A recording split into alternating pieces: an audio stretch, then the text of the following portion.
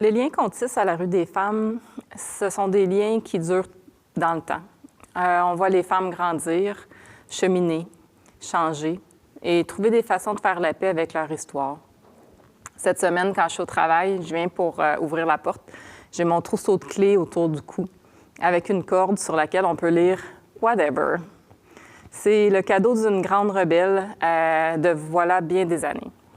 Je me souviens, je suis encore toute jeune, début vingtaine, et ça ne doit pas faire plus qu'un an que je suis à la rue des femmes. Je suis assise sur une chaise, en face d'un divan bien moelleux, et il y a une femme qui est assise devant moi, son pied sur mes genoux. Je suis en train de lui faire un massage. Elle a la jambe tellement enflée que même sans pression, elle a des soubresauts de douleur. Elle me regarde avec un petit air machiavélique et elle me traite de meurtrière. Elle joue et me teste. Moi, je ris en lui disant que ça aura été au moins un petit plaisir dans ma journée. Et c'est vraiment parfait parce que ça l'amuse au moins autant que moi. C'est elle, la rebelle, qui m'a donné ce cordon pour mes clés, il y a au moins 10 ans de cela. Je vous raconte cette histoire et ça a l'air tout rose, parce que ma mémoire, elle est comme ça. Elle se souvient des petits moments de magie. Mais il y a aussi des moments qui sont plus difficiles. Des moments où elle se mettait en colère et bousculait les chaises et où j'avais peur. Des moments où elle pleurait le manque de ses enfants et je me sentais plutôt impuissante. D'autres moments où les conflits s'ensuivaient autour d'elle et honnêtement, je savais juste plus par où commencer pour essayer d'éteindre les feux. Cette dame, elle m'a appris la patience, la répartie, l'importance de s'aimer soi-même avant toute chose. Elle m'a appris à faire face à la colère, à comprendre la profondeur et la complexité des émotions humaines, à voir ce qui est vrai, l'amour. Elle m'a initiée à la massothérapie, à la coupe des ongles, au rasage des cheveux, à remplir aussi des tonnes de papier pour des demandes d'hébergement. Et comme les mamans, à la rue des femmes, on a un peu tous les métiers du monde. Cette année, elle a perdu sa maman. Et cette année, sa sensibilité et sa générosité m'ont encore une fois touchée profondément. Elle a décidé de prendre le temps d'organiser pour sa mère un service funéraire. Ça peut sembler relativement simple pour le commun des mortels, mais pour les femmes que nous aidons, rien n'est simple. Elle m'appelait de temps en temps pour me raconter où elle en était et pour me dire « S'il te plaît, veux-tu parler avec lui, sinon je vais perdre le contrôle. » Je prenais le téléphone et je faisais un appel. Je la rappelais et lui repassais le flambeau.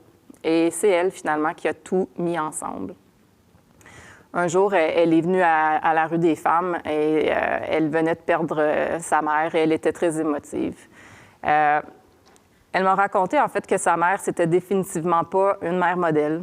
Elle consommait, elle était abusive, elle ne prenait pas soin de ses enfants comme ils auraient eu besoin.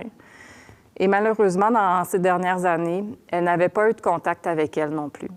Mais elle ajoute, il n'y a personne qui mérite de partir sans un petit moment de reconnaissance, sans qu'on leur dise qu'on les aime. Je ne veux pas partir, moi non plus, sans que personne ne se souvienne de moi. C'est pour ça qu'elle a pris le temps d'organiser ce service, de choisir une musique, de préparer des photos et d'inviter tout son monde pour dire au revoir.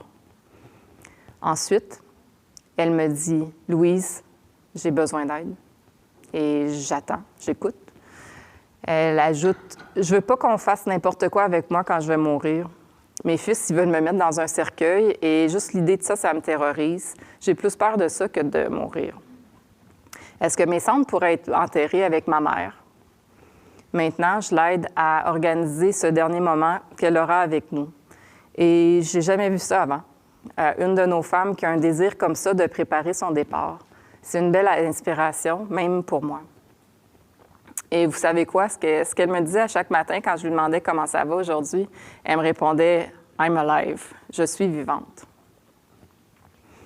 Avant de vous raconter tout ça, je lui ai quand même demandé, je lui ai dit « Est-ce que tu serais d'accord que je lise ce message devant des centaines de personnes? » J'ai lu le message avec elle et ici et là, elle me demandait d'ajouter des choses. Elle m'a dit, entre autres, ce qu'elle avait appris, à reconnaître des personnes qui sont fausses. Elle cherche à expliquer pourquoi ça semble important et trouve finalement Les personnes qui sont vraies, tu sais que tu peux leur faire confiance. Et quand je lis la fin du message, elle est ravie et me dit qu'en effet, le jour où je ne te dirai plus que je suis vivante, tu sauras que je suis prête à partir. Aujourd'hui, quand je l'ai vue et que je lui ai demandé comment ça allait, elle me dit « I'm alive ».